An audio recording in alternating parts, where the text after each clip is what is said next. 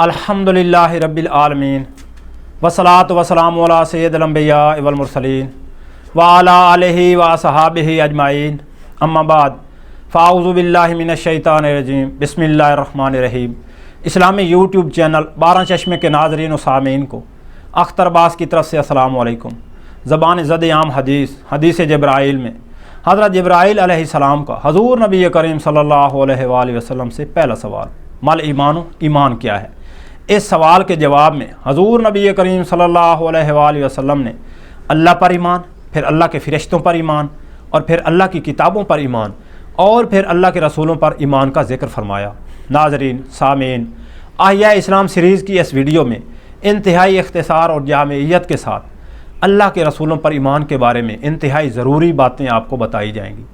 हज़रत आदम अलैहिस्सलाम और हज़रत हव्वा अलैहिस्सलाम पहली इंसानी आबादी है जो ज़मीन पर हुई। हज़रत आदम अलैहिस्सलाम पहले रसूल हैं जिनसे अल्लाह ताला ने कलाम फरमाया और हुक्म दिया। आदम अलैहिस्सलाम ने अपनी औलाद से अल्लाह ताला की इताअत के अहद व पैमान लिए। वक्त गुज़रने के साथ साथ ज़मीन औलाद आदम से भरती गई। जब अक्सर बंदों ने अल्लाह के अहद व पैमान बदल दिए और वो अपने रब के हक़ से बेखबर हो गए और उसके साथ शरीक बना डाले, और शैतानों ने उन्हें मार्फत इलाही से बाज रखा और उसकी इबादत से अलग कर दिया, बस अल्लाह ने अपने रसूल मबऊस फरमाए और लगातार उसके नबी उनमें आते रहे ताकि उनसे फ़ितरत के अहद व पैमान पूरे कराएं और उसकी भूली हुई नेमतें याद दिलाएं और हुज्जत कायम करें और अकल के दफीनों को उभार दें और उन्हें कुदरत की निशानियां दिखाएं, जैसे सरों पर बुलंद आसमान की छत, उनके नीचे बिछा हुआ फ़र्श, और सामान माइशियत जो उन्हें ज़िंदा रखता है, और मौतें जो उन्हें फना करती हैं, और वो बीमारियां जो उन्हें बूढ़ा कर देती हैं, और वो हादसे जो पै दर पै आते रहते हैं। ये सब निशानियां उनको दिखाएं। हक़ सुब्हानहू व तआला ने ऐसा नहीं किया कि अपनी मखलूक को नबी मुरसल या आसमानी किताब या दलील कतई या रोशन रास्ता दिखाए बगैर यूं ही छोड़ दिया हो। अल्लाह ताला ने अपने अंबिया अलैहिस्सलाम को बेहतरीन अमानतगाहों में सौंपा और बेहतरीन ठिकानों में ठहराया, और फिर उन्हें खैर पुश्तों से पाक वतनों में मुंतकिल फरमाया, और फिर वक्त वक्त पर उन्हें मबऊस फरमाया। ऐसे रसूल सल्लल्लाहु अलैहि अजमाइन कि उनकी तादाद की कमी तबलीग से आजिज़ नहीं करती थी और ना जुठलाने वालों की कसरत ही आजिज़ करती थी। कुछ रसूल सल्लल्लाहु अलैहि अजमाइन पहले आए जिन्होंने बाद के आने वाले रसूलों सल्लल्लाहु अलैहि अजमाइन के नाम व निशान बताए, और कुछ बाद में आए जिन्होंने गुज़रे हुए रसूलों का तारुफ़ कराया।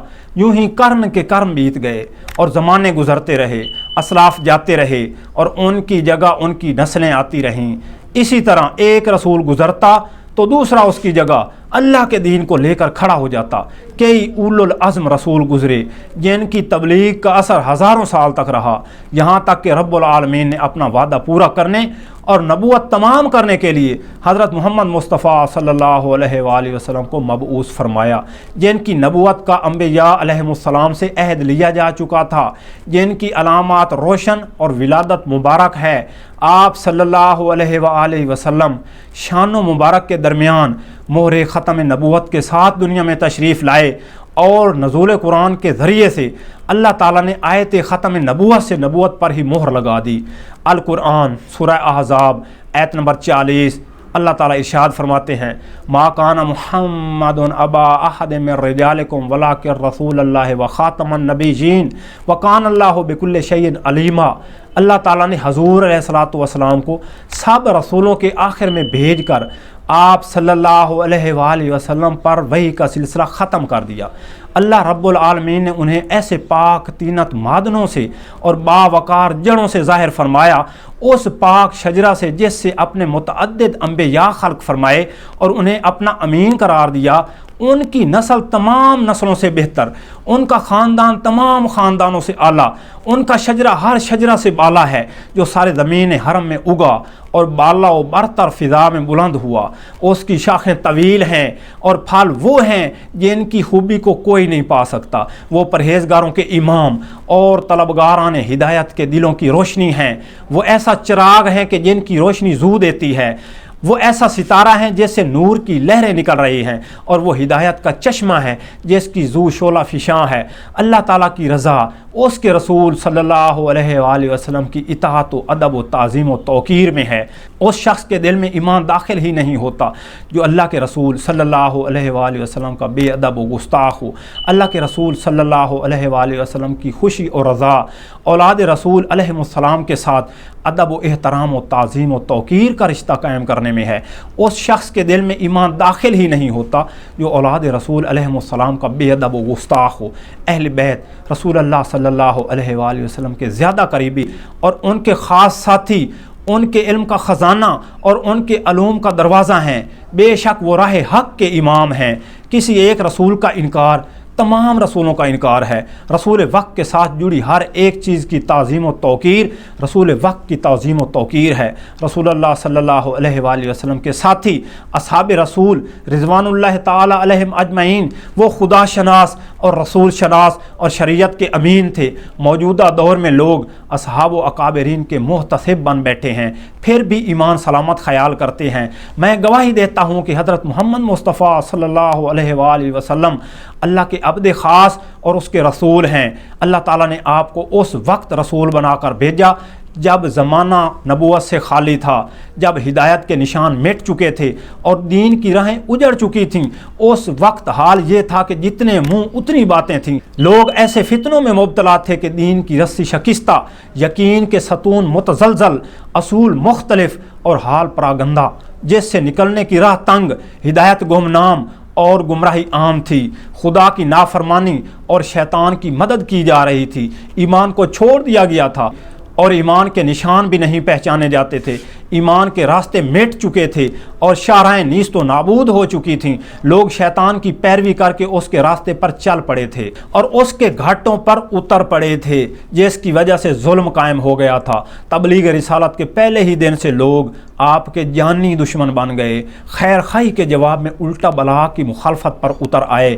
تمام رسولوں کو جھٹلایا گیا، جادوگر کہا گیا، شاعر کہا گیا، مجنوں کہا گیا، رسولوں کے قتل کے منصوبے بنائے گئے۔ لیکن آپ صلی اللہ علیہ وآلہ وسلم اللہ تعالیٰ کے بھیجے گئے پہلے رسولوں کی طرح امر الہی پر قائم رہے۔ اللہ تعالیٰ نے آپ صلی اللہ علیہ وآلہ وسلم کو حق کے ساتھ بھیجا اور انتخاب میں سب سے مقدم رکھا۔ ان کے ذریعے انتشار اور پریشانیوں کو دور کر دیا اور غلبہ حاصل کرنے والوں کو شکست دے دی۔ ان کے ذریعے مشکلوں کو آسان کر دیا اور ناہمواریوں کو ہموار بنا دیا، یہاں تک کہ گمراہی کو دائیں بائیں سے دور کر دیا۔ دین کی خاطر حضور علیہ الصلوۃ والسلام سب نبیوں میں سب سے زیادہ سخت آزمائش سے گزرے۔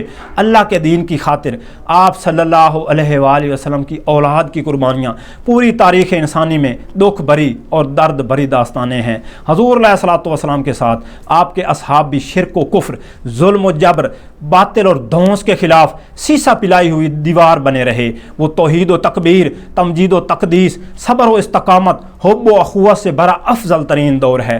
حضور نبی کریم صلی اللہ علیہ وآلہ وسلم نے حق کو باطل سے جدا کر کے پیغام الہی پہنچایا، صراط مستقیم دکھا کر لوگوں کو اس راہ پر لگایا، ہدایت کے نشان اور روشنی کے مینار قائم کر دیے، اسلام کی رسیوں اور ایمان کی گرہوں کو مضبوط کیا۔ ساری زندگی اللہ کے فرمان نافذ کرنے میں مصروف رہے۔ آپ کے ذریعے دین مکمل کر کے اس کا کامل عملی نمونہ دے دیا گیا۔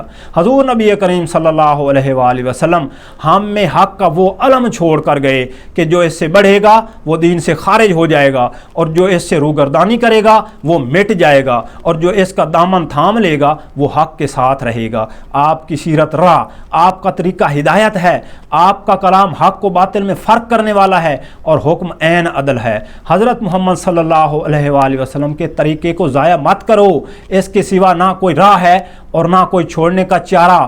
القرآن سورہ احزاب آیت نمبر 21 اللہ تعالیٰ ارشاد فرماتے ہیں، لَقَدْ كَانَ لَكُمْ فِي رَسُولِ اللَّهِ أُسْوَةٌ حَسَنَةٌ لِمَنْ كَانَ يَرْجُو اللَّهَ وَالْيَوْمَ الْآخِرَ وَذَكَرَ اللَّهَ كَثِيرًا۔ ترجمہ، بلا شبہ یقیناً تمہارے لیے اللہ کے رسول میں اسوہ حسنہ ہے، اس کے لیے جو اللہ اور آخرت کے دن کی امید رکھتا ہو اور اللہ کا ذکر کثرت سے کرے۔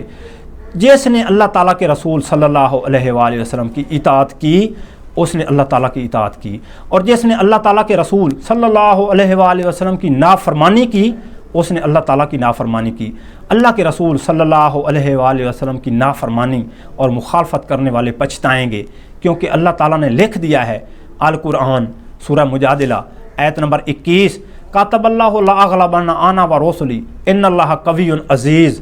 तर्जमा, अल्लाह ताला ने लिख दिया है कि ज़रूर बिल ज़रूर मैं और मेरे रसूल ही गालिब रहेंगे, बेशक अल्लाह कवी और अज़ीज़ है। अगर फिर भी नाफरमानी करने वाले और मुखालफत करने वाले बाज ना आए तो याद रखें, रोज़े क़यामत अल्लाह के रसूल सल्लल्लाहु अलैहि वसल्लम को लोगों पर गवाह बनाकर लाया जाएगा। अल्लाह ताला के बाद सबसे ज़्यादा हुब का हक़ अल्लाह के रसूल सल्लल्लाहु अलैहि वसल्लम का है। फ़वल्लज़ी नफ़्सी बियदिही ला युमिनु अहदुकुम हत्ता अकूना अहब्बु इलैहि मिन वालिदिही व वलदिही वन नासि अजमईन। और दूसरी रिवायत में मिन मालिही व अहलिही वन नासि अजमईन बयान हुआ है। आप सल्लल्लाहु अलैहि वसल्लम ने फरमाया, पास उस ज़ात की कसम जिसके हाथ में मेरी जान है, तुम में से कोई भी उस वक्त तक मोमिन नहीं हो सकता जब तक कि मैं उसे उसके वालिदैन, उसकी औलाद और दूसरी रिवायत में उसके माल और उसकी आल और तमाम लोगों से ज़्यादा महबूब ना हो जाऊं। ईमान सीखने के सफ़र में ये था मुख्तसरन अल्लाह के रसूलों पर ईमान। अब बात करेंगे आखिरत पर ईमान के बारे में, लेकिन अगली वीडियो में। तो मिलते हैं अगली वीडियो में। अल्लाह हाफिज़।